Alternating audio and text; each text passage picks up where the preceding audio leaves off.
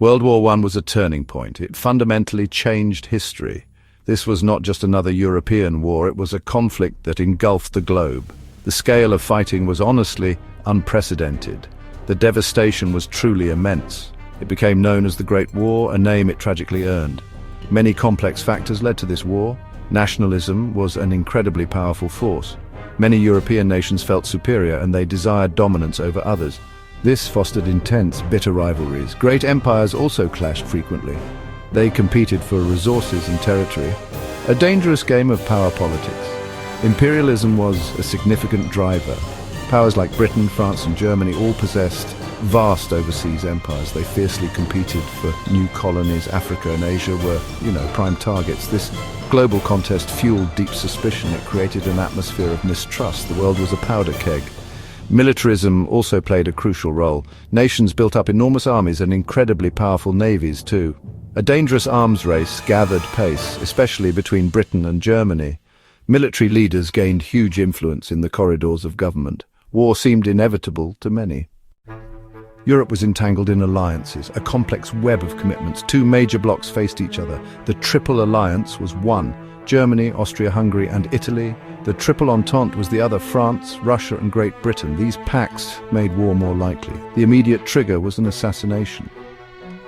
Archduke Franz Ferdinand of Austria-Hungary, he was heir to the throne, was shot in Sarajevo on June 28, 1914. The assassin was Gavrilo Princip, a young Serbian nationalist. This single act, well, it lit the fuse. Austria-Hungary was outraged by the act. They had Germany's strong backing. They issued a harsh ultimatum to Serbia. Serbia accepted most of the demands, but not every single one, so Austria-Hungary declared war on July 28, 1914. Russia, Serbia's ally, mobilized.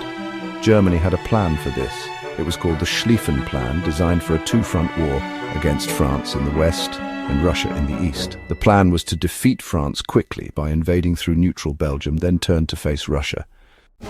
Germany put its plan into action. They invaded Belgium on August 4th. This was a violation of neutrality. Britain had pledged to protect Belgium, so Britain declared war on Germany. The great powers of Europe fell like dominoes into conflict. Many expected a short, glorious war. The German army advanced rapidly through Belgium and into northern France. But the Belgians resisted bravely, more than the Germans expected. The French army fought hard. The small British expeditionary force joined and they battled to slow the Germans. The Schlieffen Plan needed speed. The Battle of the Marne was crucial. It took place in September 1914. French forces and British forces counterattacked. They halted the German advance just short of capturing Paris. This victory saved the French capital. It also wrecked the Schlieffen Plan. The quick victory Germany sought vanished. What followed was the race to the sea. Both sides tried to outflank each other. Armies moved northwards towards the coast. They dug trenches as they went. A continuous line of fortifications emerged, stretching from Switzerland to the North Sea. The Western Front was established. A brutal stalemate had begun. In 1915, both sides sought a breakthrough on the heavily fortified Western Front. Battles involved huge artillery bombardments and massed infantry assaults, leading to horrific casualties.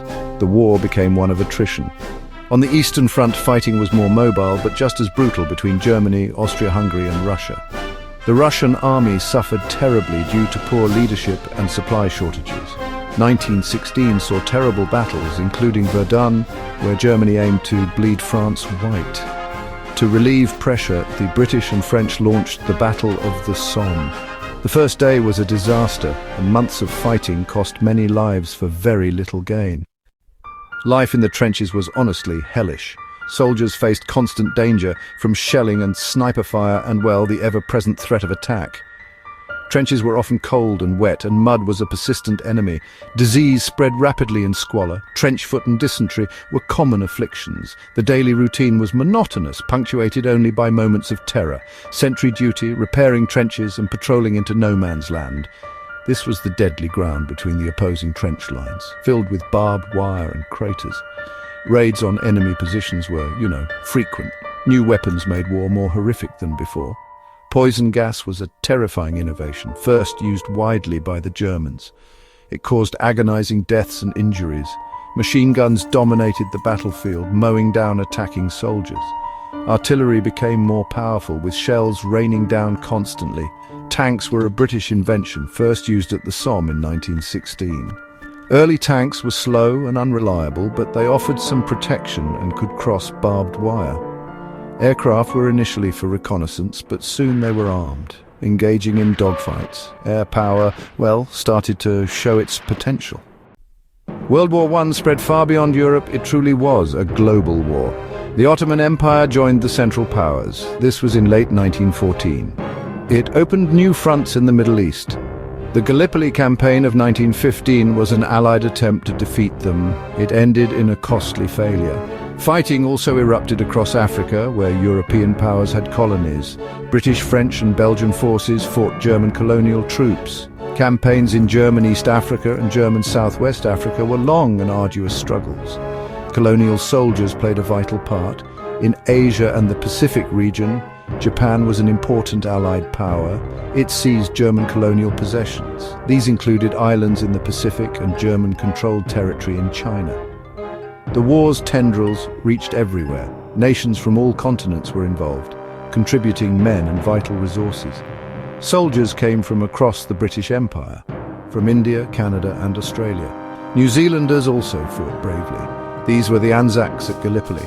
France drew troops from its colonies in North Africa and Indochina. Their contributions were immense. The war reshaped colonial ties. The war demanded total national effort. This was known as total war. Governments took sweeping new powers over economies and everyday life. Factories were converted to war production, making shells, guns and uniforms. Rationing of food became common. Civilians faced many hardships. Women's roles changed dramatically. With so many men at the front, women stepped into jobs they vacated. They worked in munitions factories, on farms and in transport. Many served as nurses near battlefields. This new public role for women helped fuel calls for suffrage. Propaganda was a powerful weapon used by all sides in the conflict. Posters, films and newspapers urged citizens to support the war. They often demonized the enemy and glorified their own nation's cause. Censorship controlled information flow. Dissent was heavily suppressed. The economic cost of the war was absolutely staggering for all nations. Governments borrowed huge sums of money. They also raised taxes significantly. Inflation became a serious problem. International trade was severely disrupted. Shortages of goods were widespread. The war's economic scars lasted years. The year 1917 was pivotal. It brought dramatic changes. Russia was exhausted by the war. It suffered two revolutions. The Bolsheviks, led by Lenin, seized power. They signed a peace treaty with Germany in March 1918 at Brest-Litovsk. Russia was out of the war.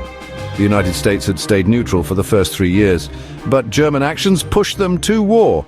Unrestricted submarine warfare sank US ships. The Zimmermann telegram angered America, a German proposal to Mexico. The US declared war on Germany in April 1917, joining the Allies. The arrival of American troops, known as doughboys, was significant. They brought fresh manpower and resources and a much-needed morale boost. It took time to train them and deploy them in large numbers, but their potential impact was enormous. Germany knew its time was running out. In spring 1918, Germany gambled. They launched a massive offensive on the Western Front called the Ludendorff or Spring Offensive. It aimed for a decisive victory before America's full strength arrived.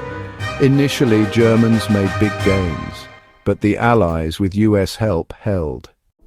By late 1918, the tide had turned. The Central Powers were collapsing. Allied counteroffensives pushed hard. The 100 Days Offensive was key. It drove the German army back. Bulgaria, then the Ottoman Empire, and Austria-Hungary all sought peace. Germany faced defeat and revolution. An armistice was finally agreed. It was signed on November 11, 1918, in a railway carriage in France. The fighting on the Western Front stopped. Millions had died in the conflict. Vast areas of Europe lay in ruins, relief mixed with exhaustion. Germany faced a bitter, harsh defeat. The Treaty of Versailles was signed in June 1919 at Paris. It formally ended the war with Germany. The terms imposed were very severe. Germany had to accept full blame. This was the war guilt clause: pay huge reparations for damages and give up territory and colonies. The war redrew the world map. Great empires had crumbled: the Austro-Hungarian, Ottoman and Russian. New nations emerged from their ashes. The League of Nations was formed to try and prevent future wars. But it ultimately proved too weak. The Great War's impact was profound.